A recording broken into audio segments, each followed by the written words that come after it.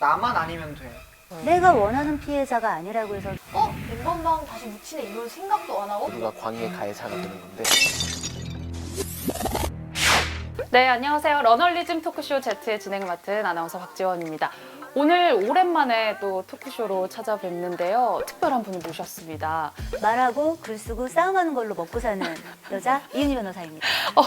네. 안녕하세요. 류기범입니다. 오늘은요, 우리나라 디지털 성범죄가 끊이지 않는 이유에 대해서 얘기를 나눠보려고 하는데요. 놀라웠던 사실이요.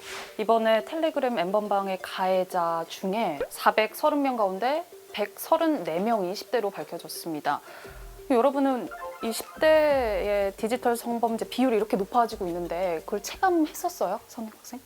근데 어찌 보면 이제 당연하기도 한 게 이제 성범죄라는 게 이제 지금 10대에서만 나타나는 게 아니고 계속해서 한국 사회에서 누적되면서 계속해서 오던 거잖아요. 근데 다만 디지털 성폭력 같은 경우에는 그 특정 기술에 접근성이 높은 세대인 10대 1020 세대가 결합을 한 것일 뿐이지 이게 특별히 10대, 20대에서 뭐 성범죄가 더 많다라고 이야기할 수는 없을 것 같아요.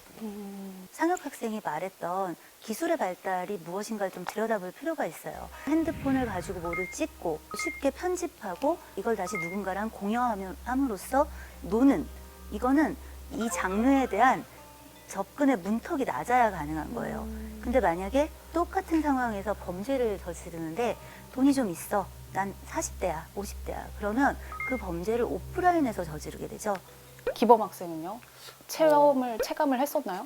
이번 엠번방 사건을 통해서 조금 더 인지를 하게 된 것 같아요.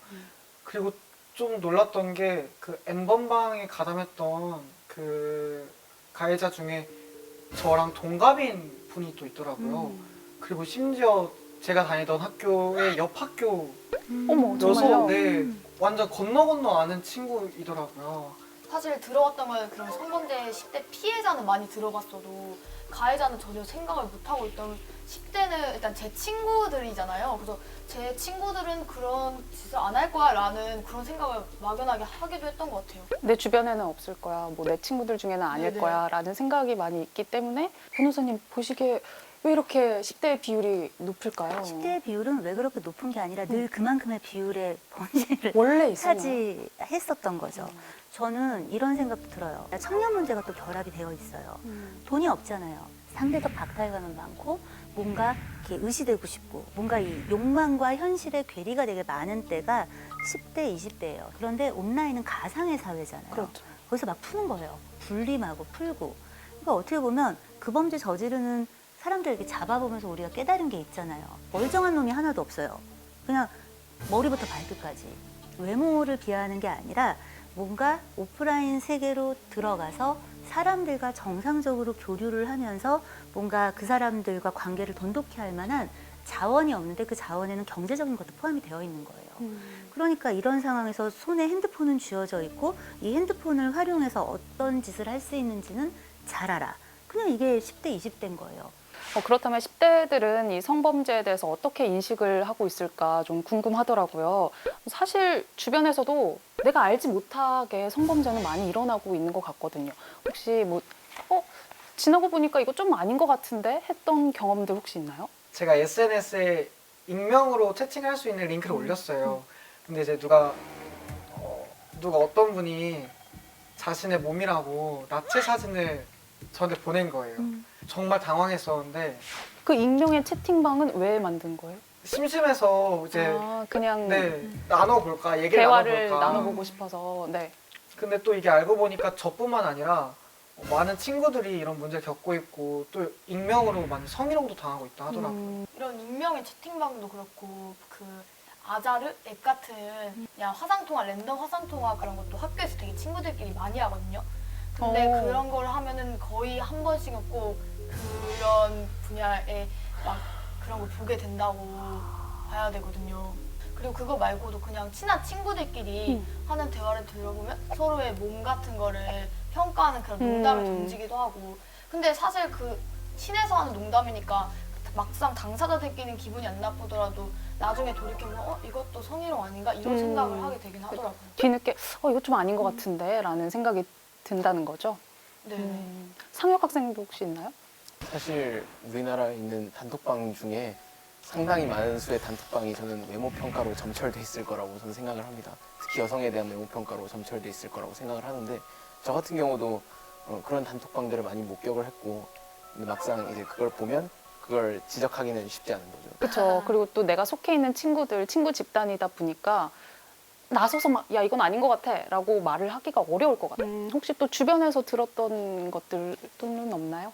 이번에 텔레그램 사건에서 제 아는 선배가 피해자셨더라고요. 근데 이제 그게 그 익명 제보방 이런 거여서 네. 스스로가 피해자인지도 모른 채로 피해자였는데 그 사진을 올리신 분이 그 같은 동기였던 거죠, 학교에.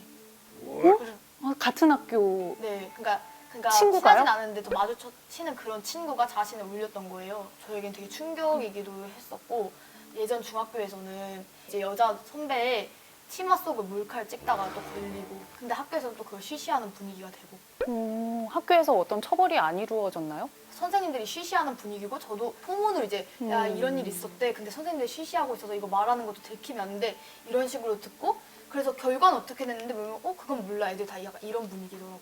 정말 예상은 했지만 생각보다 우리 주변에 성범죄가 많이 일어나고 있는 것 같은데요. 친구들이 얘기해 줬듯이 왜 이럴까요?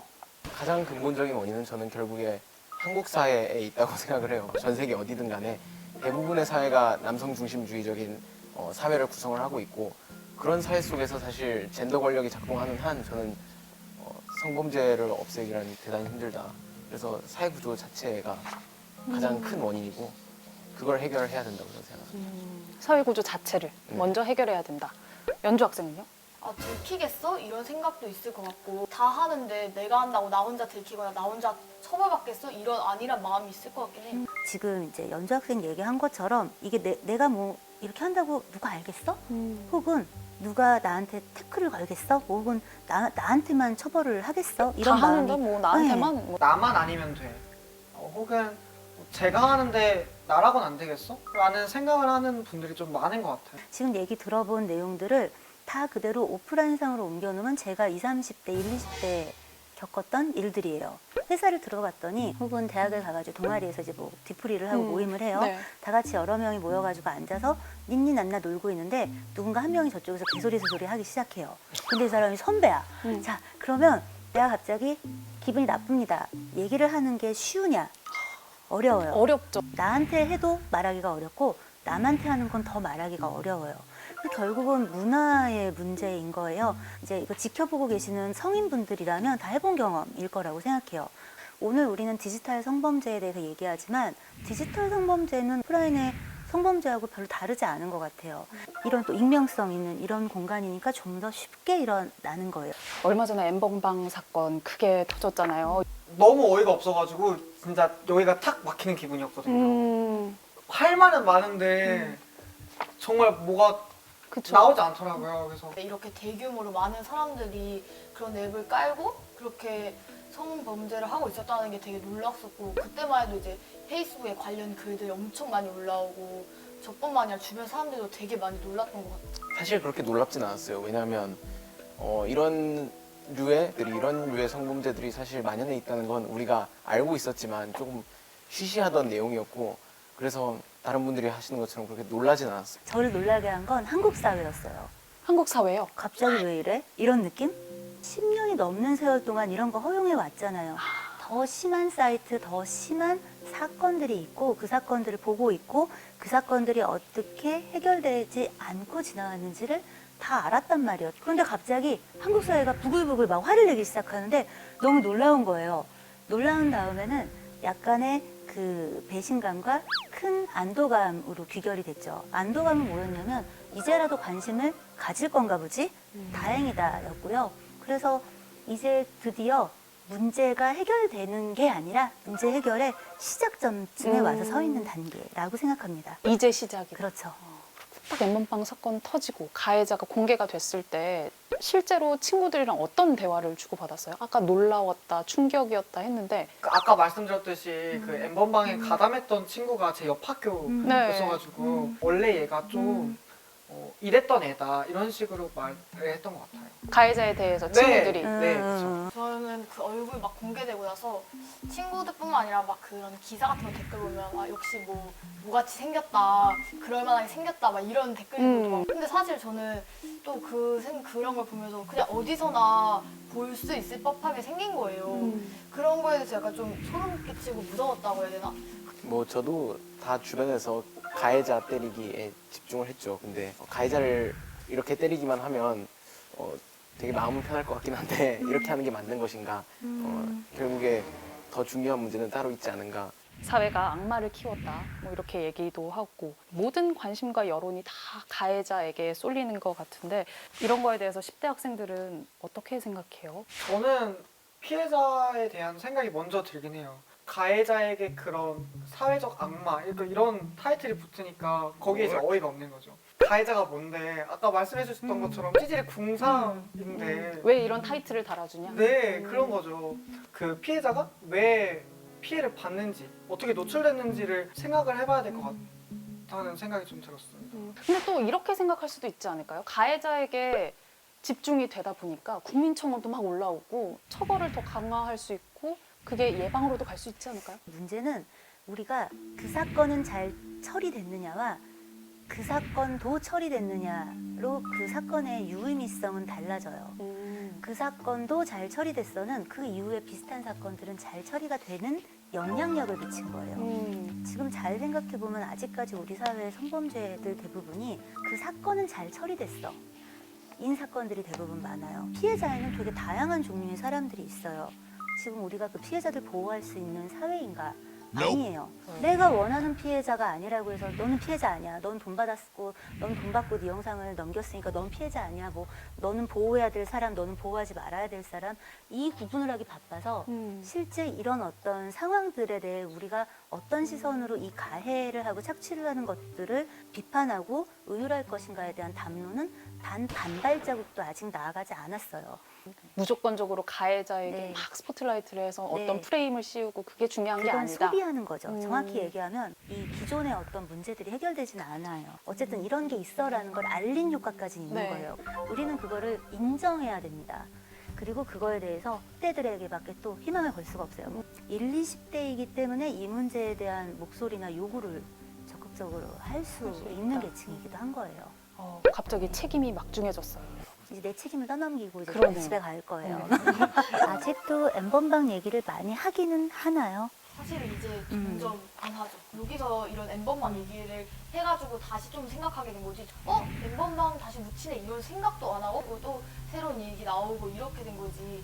그러니까 그 엠번방 사건 이슈를 보면서 나나 내 주변 사람이 피해자가 될 수도 있겠어라는 생각을 이 엠번방 사건이 주기는 했나요? 네. 저는 누나가 2명이라 더 무서웠어요. 저희 누나들이 혹시 피해자이면 남동생으로서 내가 뭘 어떻게 해야 되고 이 누나들한테 뭘 제 남동생 절대 이렇게 안 해요. 현실남매 할 수 현실남매요. 있죠. 아니에요. 절대 할 안 거예요, 해요. 할 거예요. 아, 제발 그랬으면 좋겠습니다. 또 연주 학생님 아까 아는 언니 중에 피해자가 있다고 했었잖아요. 주변에서 막 피해자가 발생하니까 혹시 나도 모르게 그런데 내가 올라가 있진 않을까 이런 걱정이 들긴 하더라고요. 근데 사실 솔직하게 말하면 그런 걱정도 되게 잠시였고 시간이 지나면서 에이 설마 내가 피해자겠어 이런 생각으로 바뀌면서 다시 세상에 있는 어느 한 사건 이렇게 바라봐지게 되는 것 같아요. 엠번방류 사건들이 가지고 있는 맹점이 사실은 저는 그 부분에 있는 것 같아요.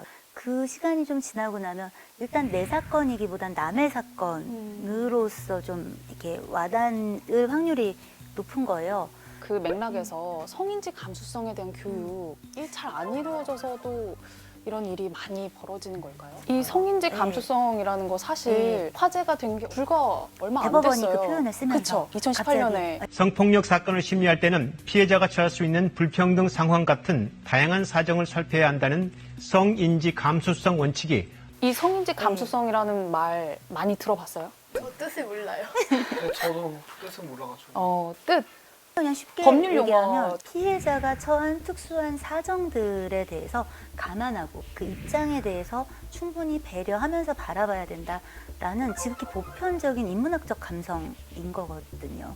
그래서 이거를 서양 애들한테 얘기를 하면 성인지 감수성 깨우트하면서 인권 감수성 같은 거냐고 물어보는 거죠. 그래서 너무나 인권 감수성을 얘기하는 것만으로는 알아먹지를 못하니 성인지 감수성이야 이것들아 이렇게 쓴 거예요. 제가 너무 유튜브라 막말을. 아니에요. 편하게 하세요. 네. 여기서 편하게 하시면 돼요. 근데 이렇게 많이 사람들이 알고 있는 단어인데 실은 물어보니까 뜻이 뭔지 몰라요라고 얘기를 하고 있잖아요. 이게 학교의 현실인 거예요. 이게 우리 사회의 현 주소고. 그러면 평소에 뭐 성에 대한 인식 이런 게 부족했구나라는 걸 느꼈던 적이 있나요? 아, 많죠. 언제 느꼈어요? 제가 이제 여대 근처에서 알바를 하는데 네. 쇼컷을 하시는 분들이 몇몇 오세요.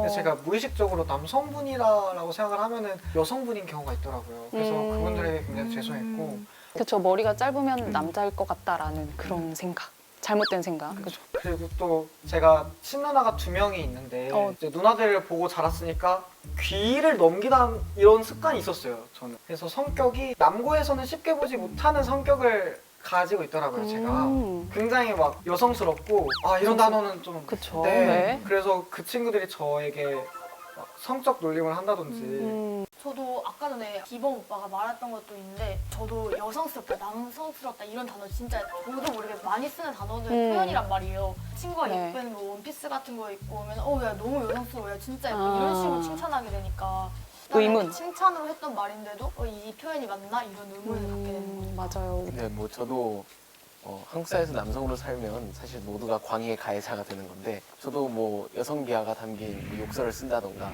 아니면 소위 말해 피시하지 못한 표현들 이런 거 일상 속에서 자주 썼고 그다음에 지금도 습관적으로 나오기도 하고 제가 로스쿨 다닐 때도 그 옆자리에 있는 나이 어린 여학생한테 앞자리에 있는 교수님 술잔 비었으니까 따라주라고 자꾸 하는 남학생이 있는 거예요. 근데 이제 그때 제가 그만 좀 해요 제발 이렇게 해가지고 네. 그 자리에서 저보다 나이가 많은 남학생 하나가 저에게 넌 가서 보톡스나 맞고 와 이런 개소리를 했는데 그때 수험기간 진입이어가지고 에라 너무 신경 써서 공부에 방해받지 말자 때문에 침묵을 했던 경험이 있어요. 저조차도 그게 얼마 안 됐어요. 10년 이내 이제 상황들이란 말이에요. 그래서 이게 그냥 생활 속에서 굉장히 쉽게 우리가 접근하게 되고 뭔가를 발견하게 되는 성인지 감수성 부족 사례들이 아닌가 그런 생각이 들어요. 이런 사건들은 계속 쏟아질 텐데 교육은 잘 이루어지고 있는가 우리 10대들에게 물어봐야죠. 혹시 학교에서 성교육 같은 게 잘 이루어지고 있나요? 사실 좀 약간 좀 소름이었던 게 오늘 온라인 수업 했던 게 딱 디지털 성범죄 교육인 거예요.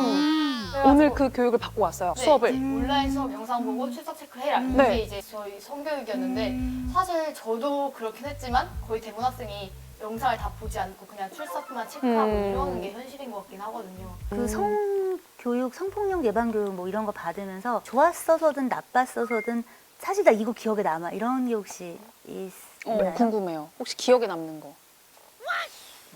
그냥 없으면 없다고 해도 돼요. 하지 마세요. 트로트 부르는 줄 알았어요. 시작 안 돼요 뭐 이런 거. 싫어요 안 돼요 도와주세요 거의 전부죠 거의 한 90% 이상이 그렇게 답할 것 같아요. 그럼 그것도 모르겠네요. 교육부에서 만든 성교육 표준안? 그건 사고를 한번 크게 쳐가지고 표준안이 2015년인가 성교육 표준안이라고 해서 교육부에서 낸 게 있는데 그 내용이 가관이에요. 여자는 무드에 약하고 남자는 무드에 약하다. 뭐 이런 사실 정말 자기들 딴에는 개그라고 생각한 거지 이제 그게 유머. 사석에서도 못할 말을 그게 2015년에 6억 원을 들여서 만든 거예요. 6억 원이요? 6억 원을 들였는데 그냥 어른들끼리 대화하고 어른들끼리 자기네 상태 파악하고 자기들이 하고 싶은 눈높이 교육을 했는데 아이들의 현재 상태 수준을 전혀 고려하지 않은 거잖아요. 엄밀히 얘기하면 정작 기억도 못하고 정작 기억도 못. 교육받은 내용 아무것도 기억나는 게 없잖아요.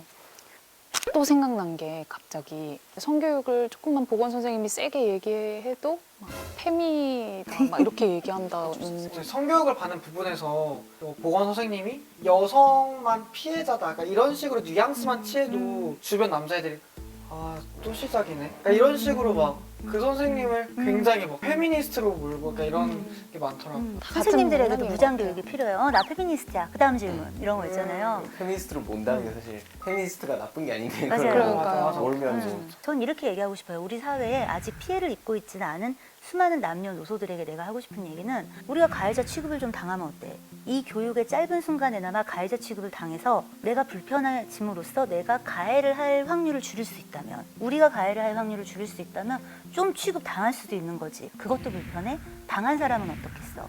뭐 누가 수갑을 차래 감옥에 들어가 체험을 하래. 이것도 아닌데 불편하대. 그래서 우리 사회는 지금 현재 엉망진창이에요. 저는 그렇게 생각합니다. 좀 불편한 교육을 받아야 한다. 생각하지 못했던 편한 그런 교육을 교육이 아니에요. 편한 게 무슨 교육이야? 마음이 편한데 마음에 갈등을 주지 않는 가치관 교육이라니 그렇죠. 이렇게 되는 거죠. 물어보세요. 근데 이럴 때 약을 팔아야 되는데 안타깝네요. 제 반 친구들이 이런 거는 법적으로 오빠는 뭘 했죠? 저는 성폭력 예방 교육은 성폭력을 한다는 게 어떤 끔찍한 일이고 누군가의 삶을 어떻게 망치고 결국 네 삶도 이렇게 망주가 될 거야.